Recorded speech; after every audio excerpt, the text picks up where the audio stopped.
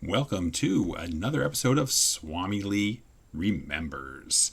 SwamiLee is going to discuss the history of the Phillies' first-round draft picks.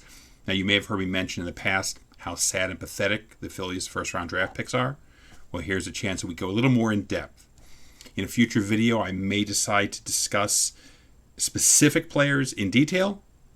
Due to time constraints, we're going to go pretty quickly through most of the players within a story here and there about some of the draft picks. Now, we're going to get right to it, and we're going to discuss 1965 through today. Starting with 1965, Mike Adamson. Nothing to say for the number 18 pick. He wasn't any good.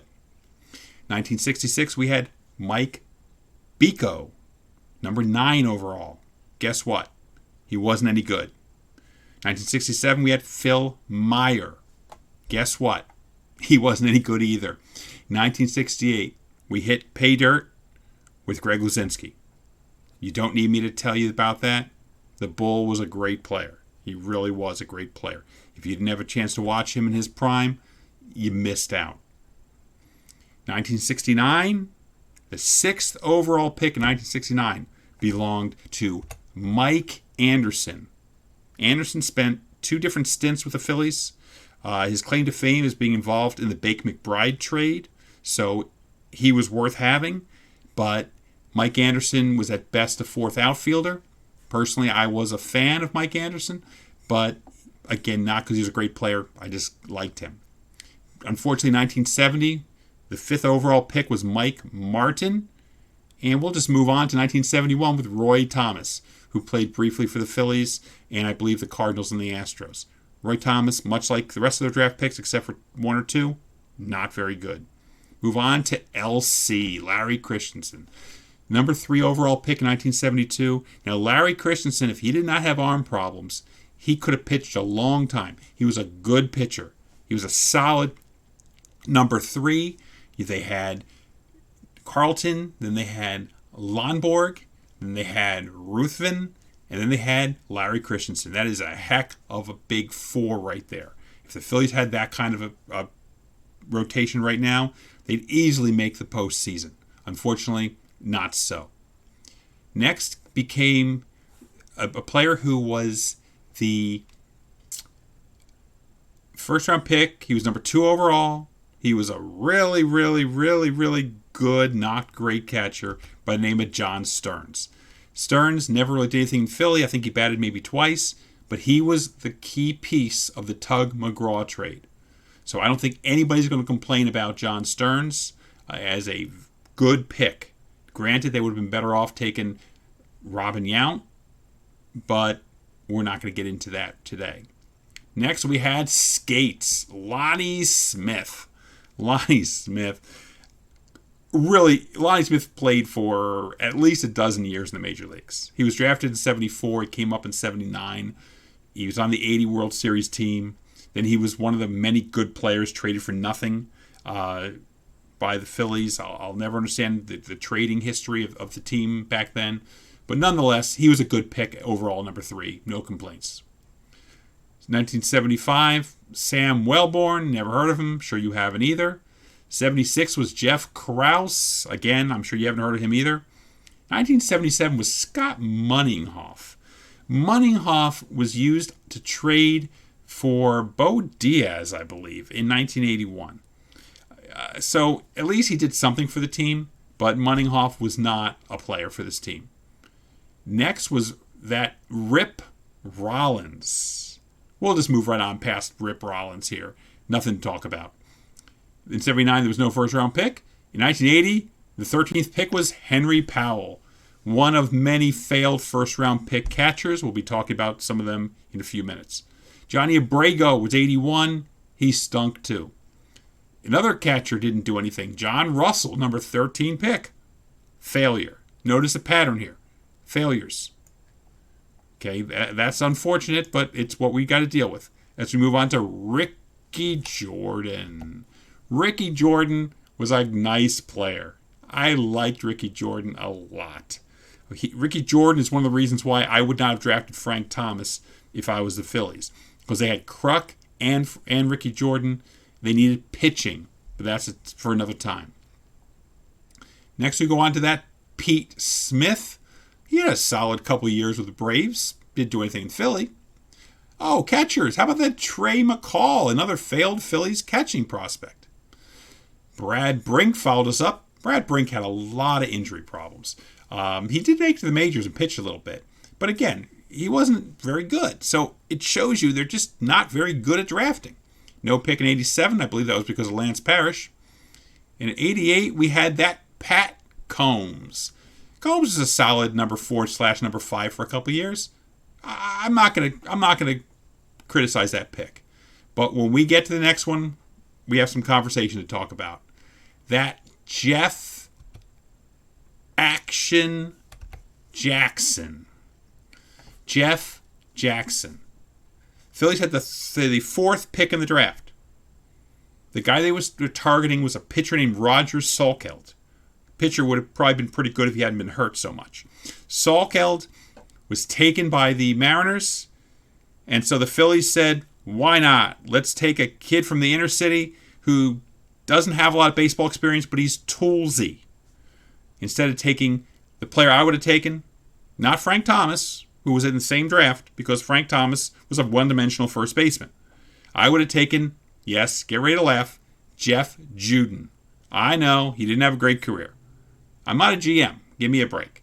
But at the time of the draft, without having the 2020 hindsight, I'm taking Jeff Juden, excuse me. Not Jeff Jackson. A bad pick. The next pick was Mike Lieberthal. I know, he played for a dozen years. He was a decent catcher. I never liked him, but he was a decent catcher. I'll give him that pick. Tyler Greene, that knuckle curve from Wichita State. Another pitcher that just couldn't put it together. It's unfortunate. But speaking of which, Chad McConnell. Let's just move on, as he was a failure. To Old Dominion's Wayne Gomes. Met him. Nice guy. Gomes played a few years. He was decent relief pitcher. Nothing great. But the problem is he was a 4th pick in the draft. So it wasn't a very good pick because he was a 4th pick in the draft. He'd been the 28th pick.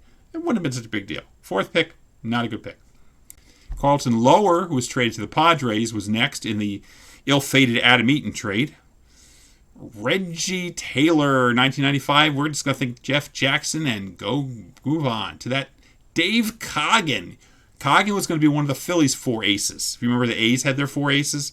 Well, so did the Phillies, but they all failed. There he is, Adam Eaton. Yeah, let's just move on.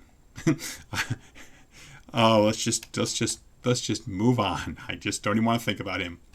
We'll move on to that J.D. Drew. He told the Phillies he wasn't going to sign with them. He made 100 excuses.